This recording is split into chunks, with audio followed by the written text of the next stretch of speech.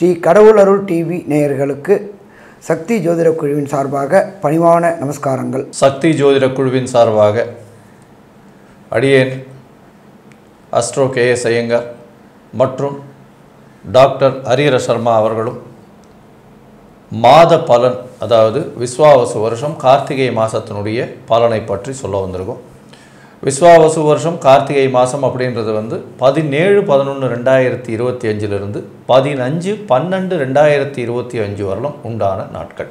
இப்போ துலா ராசியிலிருந்து விருச்சிக ராசிக்கு சூரியன் வந்ததுனால கார்த்திகை மாதம் ஆரம்பிக்கிறது. கார்த்திகை மாதத்தில் என்னென்ன மாறுதல்கள், அதாவது கிரகச்சாரங்கள் என்னென்ன இருக்குது, இந்த மாதத்தில் வரக்கூடிய விசேஷமான நாட்கள் என்னென்ன நல்லது பண்ணலாம், மேஷம் முதல் மீனம் வரை என்னென்ன ராசிகளுக்கு என்னென்ன விஷயங்கள் நடக்கிறது அப்படின்றத பற்றி முதல்ல ஒரு இன்ட்ரோடக்ஷன் ஐயா கொடுப்பார். நல்லா அற்புதமாக சொன்னீங்க. காலபுருஷ தத்துவத்தின்படி 4ஆம் இடத்துல குரு பகவானானவர் இதுவரையில் அதிசாரத்தில் இருந்தார். கரெக்டாக மாதம் தொடங்கின அடுத்த நாள் அவர் வக்ரகதிக்கு அடைகிறாரு. வக்ரகதியில் அடைஞ்சி அவர் இருக்கிறது கர்க்கடகத்திலேயே இருக்கார். அதுக்கு அடுத்தது பார்த்தோம்னாக்க சிம்மத்தில் கேது பகவான் இருக்கார். அதுக்கு அடுத்தது பார்த்தோம்னாக்க துலாத்தில் பொறுத்தளவுக்கு சுக்கிரனும் புதனும் இணைஞ்சிருக்கிறாங்க. அதுக்கு அடுத்தது இந்த மாதத்திற்கே உரியான கிரகமான சூரியனும் ஆட்சி பெற்ற செவ்வாயும் இருக்கக்கூடியது விருச்சிகத்தில் இருக்கிறாங்க. இதை தவிர பார்த்தோம் அப்படின்னாக்க கும்பத்தில் சனி பகவானும் ராகு பகவானும் இருக்கிறாங்க. இதில் இன்னொரு விசேஷம் அப்படின்னாக்க இந்த மாதம் பிறக்கும் பொழுது தான் சனி பகவானை பொறுத்தளவுக்கு வக்ர நிவர்த்தி அடைகிறாரு. இவர் வக்ர நிவர்த்தி அடைகிறாரு, குரு வக்ரம் ஆரம்பமாகிறது. இதை பார்த்தீங்க அப்படின்னு சொன்னாக்க இந்த ரெண்டு கிரகமே பொறுத்தளவுக்கு வக்ரம் வக்ர நிவர்த்தி, குரு அதிசார நிவர்த்தி முடிஞ்சு வக்ரத்துக்கு போகக்கூடிய இப்படி ஒரு அற்புதமான காலகட்டங்களில் இந்த மாதம் பிறகுது. இந்த ஐயப்பன் கோயிலுக்கு மாலை போடக்கூடிய நாட்கள், ஒரு மண்டலம் விரதம் இருக்கக்கூடிய நாட்கள், இது எல்லாமே தொடங்கக்கூடிய நாள் அப்படின்றது 17-11-2025 ஐயப்பனுக்கு மாலை போடக்கூடியவங்களும். இதுக்கப்புறம் பார்த்தீங்கன்னாக்க எந்த பக்கம் திரும்பினாலும் சாமி சாமி சாமின்னு இருக்கக்கூடிய சாமிகள் மாதம் அப்படின்றது இந்த கார்த்திகை மாதம். இதில் பார்த்தோம்னாக்க அதே 17-11-2025 அன்னைக்கு முடவன் முழுக்கு அப்படின்ற ஒரு ஃபங்க்ஷன் உண்டு. இதை பொறுத்தளவுக்கு இந்த துலாஸ்தானம் முடித்தவங்க முடவன் முழுக்கு கொண்டாடக்கூடிய காலகட்டங்கள். இதுக்கு அடுத்தது பார்த்தோம் அப்படின்னாக்க 20-11-2025 இந்த அமாவாசையை பொறுத்தளவுக்கு கார்த்திகை அமாவாசை. இந்த கார்த்திகை அமாவாசை அப்படின்னாக்க சூரியனும் சந்திரனும் சேர்ந்து இருக்கிறது அமாவாசை. சூரியனும் சந்திரனும் சதசப்தமத்தில் இருக்கிறது பௌர்ணமி. இப்போ சூரியனும் சந்திரனும் சேர்ந்து இருக்கக்கூடிய அமாவாசை அப்படின்றத பொறுத்தளவுக்கு 20-11-2025 வருது. அதுக்கு அடுத்தது பார்த்தோம் அப்படின்னாக்க 24-11-2025 எல்லாருடைய கனவுகளும் நிறைவேறுது. நானும் இருக்கேன் சாமி, வாடகை வீட்டிலே குடியிருக்கிறேன், ஒரு காணி இடமாவது வாங்கி அதில் ஒரு வாஸ்து பூஜை போட்டு வீடு கட்டி இருக்கணும்னு நினைக்கக்கூடிய அத்தனை அன்பர்களுக்கும் இந்த கார்த்திகை மாதத்தில் வரக்கூடிய வாஸ்து நாள் ரொம்ப பரம பவித்திரமான நாள். அதுவும் பார்த்தீங்க அப்படின்னாக்க காலையில் 10-14 11:44 அந்த வாஸ்து பூஜை போட்டுட்டு வீட்டோடைய வேலையை தொடங்கினோம்னாக்க எந்த விதமான தடங்கல்களும் வராது. பொருளாதாரத்தில் தடங்கள் வராது. பணம் பைப்பை திறந்தால் எப்படி எண்ணெய் கொட்டுதோ அதே மாதிரி வந்துக்கிட்டே இருக்கும். அதே போல் பில்டிங் மெட்டீரியல், ஒரு சில பேருக்கு பில்டிங் மெட்டீரியல் கிடைக்காம இருக்கும். இந்த எம்சாண்டு மண் கம்பி இது எல்லாமே இந்த 24-11 வாஸ்து அன்னைக்கு பூஜை போட்டோம் அப்படின்னாக்க எல்லா விதமான தடங்கல்களும் விலகக்கூடியது. ஒரு எதிர்பார்ப்புகள், வீடு அப்படின்றது எதிர்பார்ப்புகள் உள்ள அத்தனை பேருக்கும் இந்த காலகட்டம் ஏற்றமான காலகட்டங்கள். அதுக்கு அடுத்தது நம்ம பார்த்தோம் அப்படின்னாக்க 2-12-2025 பரணி தீபம், திருவண்ணாமலையில் ஏற்றக்கூடிய பரணி தீபம். அதுக்கு அடுத்தது பார்த்தோம்னாக்க 3-12-2025 எல்லார் வீட்டிலையும் தீபம் ஏற்றுவோம். அதுக்கு பேர் கார்த்திகை தீபம். இருளை எப்படி விளக்கக்கூடியது அப்படின்றது, ஒரு இருளான அறையில் ஒரே ஒரு தீபம் ஏற்றினா எப்படி இருள் விளக்குமோ அதே மாதிரி இந்த கார்த்திகை தீபம் ஏற்றக்கூடிய நாள் 3-12-2025. 4-12-2025 அப்படின்றதுக்கு பாஞ்சராத்திர தீபம் அப்படின்றது. இந்த பாஞ்சராத்திர தீபம் அப்படின்றது என்ன அப்படின்னாக்க நம்மளுடைய முன்னோர்களுக்கும் மூத்தோர்களுக்கும் இறந்தவங்களுக்கு இதை கிட்டத்தட்ட யம தீபம்னு கிட்டத்தட்ட சொல்லுவாங்க. இந்த யமதீபம் அப்படின்னாக்க நம்மளுடைய முன்னோர்களும் மூத்தவர்களும் மரித்தவர்களும் பரமபத வாசலுக்கு போகிறதுக்காகவும் அவங்களுக்கு மோட்சம் கிடைக்கிறதுக்காகவும் இதை மோட்ச தீபம்னு சொல்லுவாங்க, பாஞ்சராத்த தீபம் அப்படின்னு சொல்லுவாங்க. அப்படியேற்பட்ட விசேஷ தினம் நம்ம தமிழ்நாட்டை பொறுத்தளவுக்கு நவம்பர் டிசம்பர் அதாகப்பட்டது கார்த்திகை மார்கழி தை வந்தாலே மக்களுக்கு பயம் கலந்த பதட்டம் இருக்கும். ஒவ்வொருத்தருக்கு ஒவ்வொன்றில் கண்டம்பாங்க. இந்த நவம்பர் மாதம் டிசம்பர் மாதம் கார்த்திகை மாதம் வந்தாலே பாதி பேருக்கு தண்ணியில் கண்டம் இருக்குது அப்படிம்பாங்க. அதுவும் பார்த்தோம்னா நம்மளுடைய சென்னை மாநகரை பொறுத்தளவுக்கு தண்ணீரில் முழுகக்கூடிய மாதம் அப்படின்றது நவம்பர் மாதம் டிசம்பர் மாதம். அப்போ இந்த கார்த்திகை மாதத்தில் ஒரு பக்கம் குளிர், ஒரு பக்கம் மழை, பூச்சி போட்டு தொந்தரவுகள் அத்தனையும் கடந்து தான் நம்ம இந்த கார்த்திகை மாதத்தை கடந்து போக போகிறோம். இந்த கார்த்திகை மாதத்தில் பார்த்தீங்கன்னா சனி வக்ர நிவர்த்தியாளர், அதனால் ஆண் சனி கும்ப சனி ஆட்சி பெற்ற சனி ஆகுது. அதே மாதிரி செவ்வாயும் ஆட்சி பெற்று போயிருக்கு. அதனால் சனி செவ்வாய் பார்வை ஒரு நல்ல ஏற்றத்தை கொடுக்காது. பொதுவாகவே போர் பதற்றங்கள் நிலம் 17ஆம் தேதியிலேருந்து பார்த்தீங்களேயானால் செவ்வாயினுடைய மாறுதல்கள் வரலும், அதாவது கிட்டத்தட்ட பார்த்தோம்னா 6/12/2025 வரலும் இந்த பதட்டமான சூழ்நிலை நிச்சயமாக இந்தியாவில் இருக்கக்கூடிய வாய்ப்புகள் உண்டு. இதன் மூலியமாக இந்த வெடி விபத்துக்கள் இந்த மாதிரியான விஷயங்கள் வரும். மழையினால் இந்தியாவில் நிறைய அழிவுகள் வரக்கூடிய வாய்ப்புகள் உண்டு. இந்த காலகட்டத்தில் பார்த்தீங்கன்னா இந்த பனி, அதாவது மேக உடைப்பு இந்த மாதிரியான விஷயங்கள் வரும். அதாவது க்ளவுட் பஸ்ன்னு சொல்லக்கூடியது. அதை தவிர தண்ணீர் வழியாக இறப்புகள் அதிகமாக இருக்கும். தொழிலாளர்கள் புரட்சி செய்யக்கூடிய காலகட்டம், புரட்சியாளர்கள் கொடி தூக்கக்கூடிய, அரசாங்கத்தை எதிர்த்து கொடி தூக்கக்கூடிய காலகட்டமாக அமைக்கும். ஏன்னா குருவும் வக்கர நிலையில் இருக்கிறதுனால கொஞ்சம் அரசாங்கத்துக்கு இந்த காலகட்டத்தில் பிரச்சனைகள் வரக்கூடிய வாய்ப்புகள் மிகவும் அதிகமாக இருக்கும். பூமி சம்பந்தமான தொழிலில் இருக்கக்கூடியவர்கள், அதாவது ரியல் எஸ்டேட்டு, கன்ஸ்ட்ரக்ஷன், நெருப்பு சம்பந்தமான தொழிலில் இருக்கிறவங்களுக்கெல்லாம் சிறு சிறு உடல் உபாதைகள் கோளாறுகள் வரும். ரியல் எஸ்டேட் மார்க்கெட்டு கொஞ்சம் அடிவாங்கக்கூடும், அதாவது இறங்கக்கூடிய வாய்ப்புகள் இந்த காலகட்டத்தில் இருக்கும். ரொம்ப ஜாகிரதையாக ரியல் எஸ்டேட் வச்சுருக்கவங்க கொஞ்சம் ஜாகிரதையாக இருந்து போகிறது ரொம்பவுமே நல்லது. இப்போ இந்த கார்த்திகை மாதத்தில் ஒவ்வொரு ராசிக்கும் என்னென்ன நற்பலன்கள் என்னென்ன கெடுபலன்கள் இருக்குது, அதே போல் என்னென்ன எளிய பரிகாரங்கள் இருக்குது, என்னென்ன நாட்களில் புதிய முயற்சிகளை தடுக்கணும் அப்படின்றத பற்றி பார்ப்போமா? அன்பார்ந்த கடகராசி நேயர்களே, கடகம் அப்படின்னாலே சந்திரன் வேகமாக செல்லக்கூடியவர், மனோகாரகன் என்று சொல்லக்கூடிய சந்திர பகவானை ஆதிபதியாக கொண்ட ஆதிபத்தியத்தை கொண்ட கடகராசி என்பவர்களுக்கு ராசியிலேயே குரு பகவான் உச்சம் பெற்றிருக்கிறாரு. என்ன மாதம் பிறக்கிற அடுத்த நாள் அவர் வக்ர நிலை அடைகிறாரு. ஆனாலும் பொருளாதாரத்தில் கடந்த காலகட்டங்களில் இருந்த பிரச்சனைகள் இருக்காது. உத்தியோகத்தில் பிராபலங்கள் இருக்கக்கூடிய வாய்ப்புகள் குறைவு. கடந்த காலகட்டங்களில் பொறுத்தளவுக்கு கடகராசிக்காரங்களுக்கு அஷ்டமத்தில் சனி இருந்துச்சு. அதில் சனி பகவான் வக்ரகதியில் இருந்தார். வக்ரகதி நிவர்த்தி ஆகக்கூடியது இந்த மாதம் பிறக்கக்கூடிய 17/11/2025. திருப்பி அவருடைய வேலையை ஆரம்பிக்கக்கூடிய காலகட்டங்கள். இவர் எத்தனை நாள் இந்த வேலையை ஆரம்பிப்பார்? 6/3/2026 வரலாம். அப்போ அஷ்டமத்து சனியோடைய ஆட்டம் தொடங்கிடுச்சு. ஆட்டம் தொடங்கினால நாம் அடக்கி வாசிக்கிறது சிறப்பாக இருக்குமா? மிக மிக மிக சிறப்பாக இருக்கும்.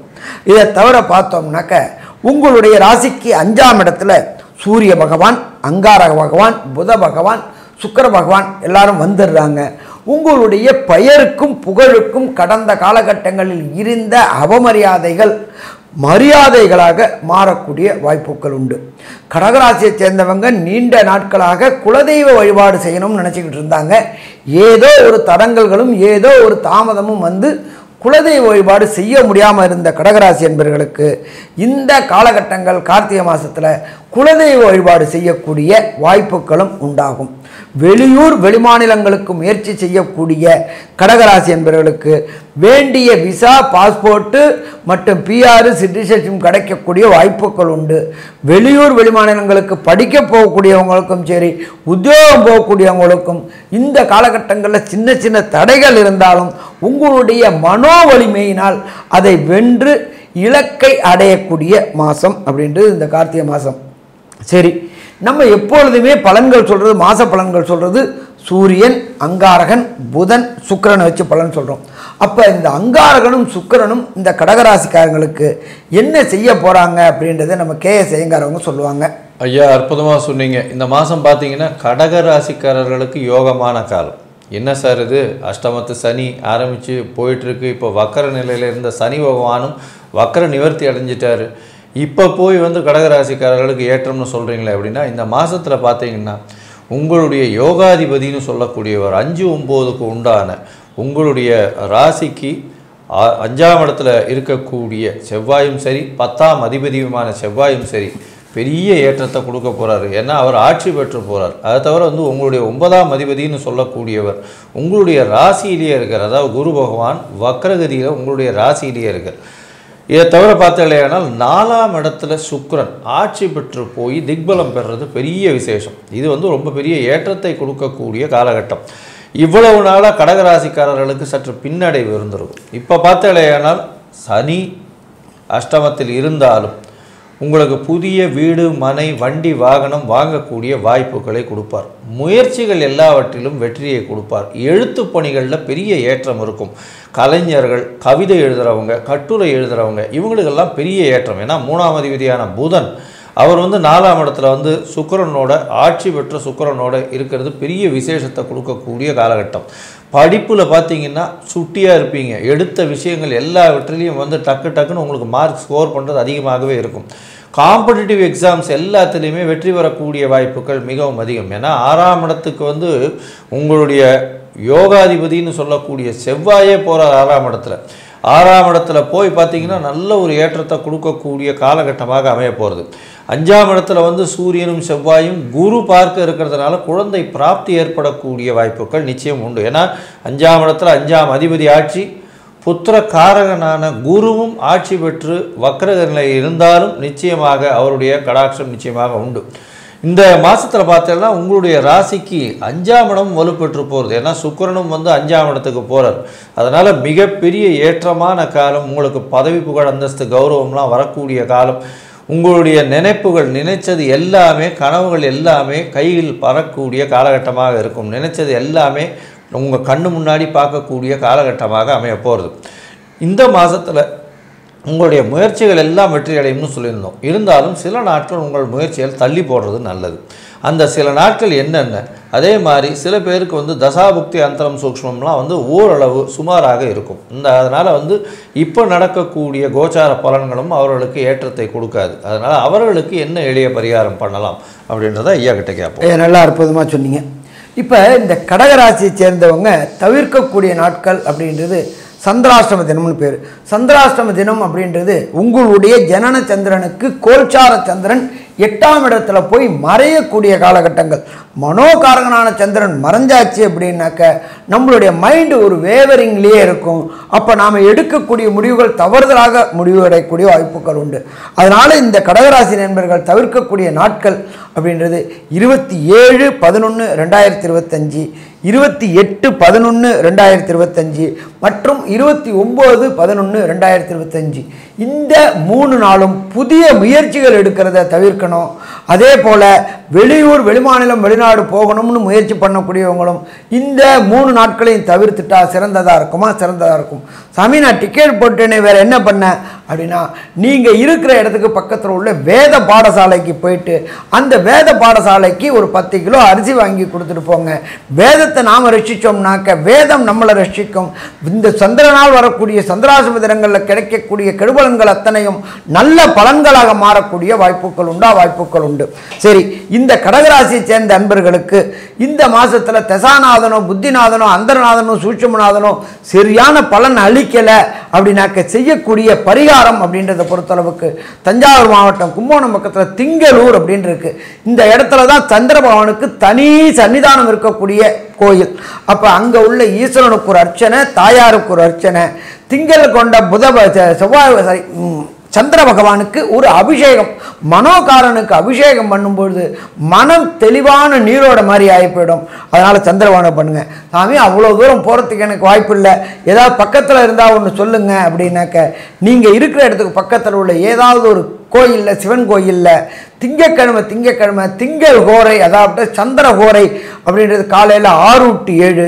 அங்கே நவகிரகத்தில் உள்ள சந்திர பகவானுக்கு 6 to 7 இந்த 17/11/2025 15/12/2025 வரக்கூடிய திங்கக்கிழமை திங்கள் ஹோரையில் 3 நெய் தீபம் 9 முறை பிரதட்சணம் பண்ணிட்டு வாங்க. வரக்கூடிய பிரச்சனை, வந்த பிரச்சனை அத்தனையும் எப்படி சூரியனை கண்டுவிட்டு பனி மறையுதோ அதே மாதிரி விலகுதோ அதே மாதிரி உங்கள் கடகராசி என்பவர்களுக்கு விலகுமா? கண்டிப்பாக விலகும். சரி, அடுத்தது பார்த்தோம்னாக்க மொத்தத்தில் இந்த கர்க்கடக ராசிக்காரங்களுக்கு 17/11/2025 15/12/2025 வரலும் கன்க்ளூஷனாக என்னென்ன நற்பலன்கள் என்னென்ன கெடுபலன்கள் அப்படின்றத நம்மளோட KS ஐயங்கார் அவங்க சொல்லுவாங்க. ஐயா, கடகராசியை பொறுத்தவரையிலும் உங்களுக்கு ஏற்றமான காலம் இந்த மாதம். ஏன்னா உங்களுடைய ராசிக்கு 4ஆம் இடத்துல திக்பலம் பெற்று சுக்கிரன் ஆட்சி பெற்று போயிருக்கிறது பெரிய விசேஷம். இதன் மூலியமாக எழுத்து பணியில் இருக்கிறவங்க, படிப்பு பணியில் இருக்கிறவங்க, அதை தவிர கலைத்துறையில் இருக்கிறவங்க, இவங்களுக்கெல்லாம் பெரிய ஏற்றம். புதிய வீடு மனை வாகனம் வாங்கக்கூடிய பாக்கியத்தை கொடுக்கக்கூடிய காலகட்டம். வீட்டில் ஆல்ட்ரேஷன்ஸ் பண்ணி வீட்டுக்குள்ளே எல்லா அதாவது டெக்கரேஷன்ஸ்லாம் பண்ணி வைக்கக்கூடிய காலகட்டமாக அமைய போகிறது.